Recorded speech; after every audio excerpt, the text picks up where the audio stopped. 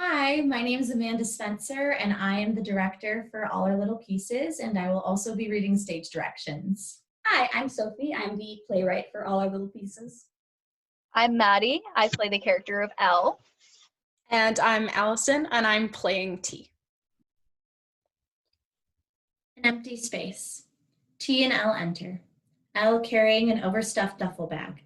They look at each other, embrace, separate. A long moment. There is a sense of reaching, though neither moves. I hate the city.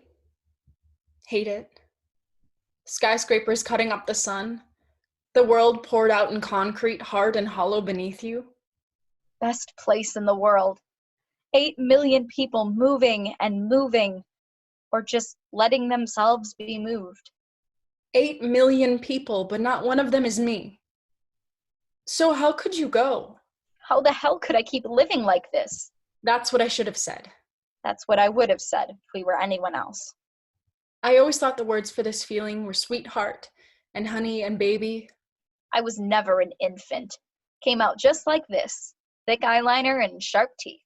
But they don't fit on you the way they should. Skin like sandstone grating away to dust. And maybe that means it was never real. Just in my head. A fantasy built out of crooked smiles and 4 years of listening to you sigh. It hit like a stone dropped from the rooftops. That first instant. That first weekend. When I tripped on the stairs after 6 shots of whiskey, and you were the only one to ask. Are you all right? Fine. I'm all good. Just too much to... You want me to take you home? But what I meant was take me home. Take me anywhere. Only I hadn't realized yet. I knew from the start, and I burned with the knowing. I was intimidated. Exhilarated. You were larger than life. My life, at least. Matter of perspective. And you smoked too much. You should have tried it. Just once. Those things will kill you. That only happens later, when you don't want it anymore. But I like the smell of menthol now because it's the smell of you. Mint and death. It took me longer to understand. Another party, a different house. The music changed and you said, Oh, Jesus, fuck, I hate this song. But you started dancing anyway, throwing yourself at the air like you knew it would catch you. Or you would if nobody else did. And I thought, God, not this. Only this. I think I would have fallen sooner, but I was scared to let myself. You regret that now? I regret everything we've ever done, and then none of it at all. I tried to make other friends, but I forgot how to talk to anyone else. Every voice but yours started to run together. I'd make jokes you'd have laughed at, and they wouldn't understand. Because they hadn't been there. Had never been you. Would never come close. Well, I was close enough to reach out and touch you, but never in the way I wanted to. You could have done anything to me. Skimming along your collarbones. Could have ground glass into my eyes. Soft down your spine. And I would have thanked you. Plucking out a song on the strings of your muscles. And pleaded for more. Yes. Yes. Yes, yes, yes. That's what you'd say in my dreams. Our dreams. When I'd wake up sweating and tangled in myself. Panting and gasping. The ghost of your hand on my thigh. I heard you crying your heart out through the walls every night. Never should have moved in together. I never should have asked, but I needed you near me. I'll room with 4 strangers at my new place, and they'll never compare to the loudness of you. And now? Empty fridge. Bare cupboards. Vacant room next door. You were always so quiet and polite, but every move you made went through me like a fucking thunderstorm. Gaps in our bookshelf and a hole in my chest. I can hear you smile without even looking.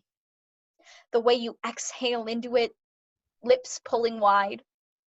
I thought about telling you once.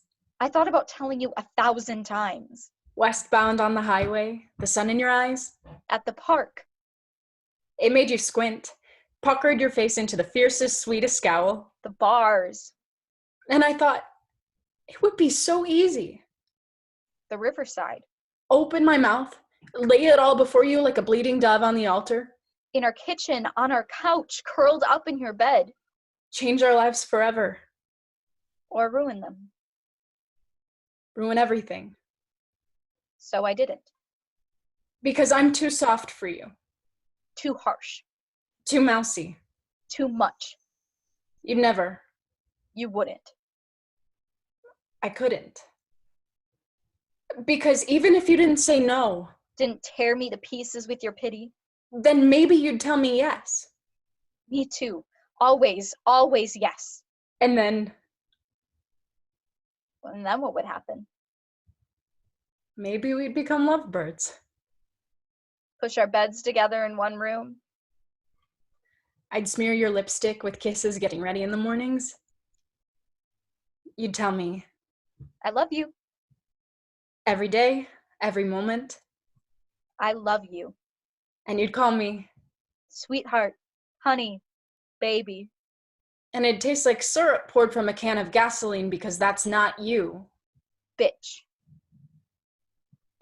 I don't know what you'd be like in love. What if you became someone else? Bent out of shape by the weight of expectation. Someone I didn't know? Someone I didn't like anymore? Or maybe Maybe. I'd press you against the wall. Your hands up my shirt, my mouth on your shoulder, teeth grinding into bone, and you would say, Yes. and then we'd fuck in your bed and fuck in mine and cover every inch of the apartment with our bodies and all the love they've ever held. And in the morning, we'd wake up and break each other's hearts. Burn the damn place down and let the smoke paint our faces gray. Maybe that would be better. Couldn't be worse than this. Though there's something to be said for living in tortured hope. Just want to move on, but you're too deep inside. Because when nothing's happened, anything can happen. Gnawing like ulcers, stiff with rust. Until you've gone and then it's all pulled out of reach. A kicking, tearing thing. Years of wanting dwindling down to nothing at all. Have to rip it out of me with pliers. And what is there then? Pull the hide from my bones and tan it into leather. Without that. Stitch me into a coat and I'll wear myself against the cold of loving you.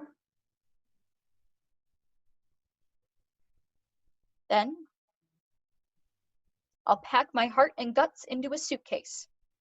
Actually, Roll out into the world and find someone else just like you. I'm not sure I even know how to love. So I can shove them away and never let them get this close. I've only ever been in longing. I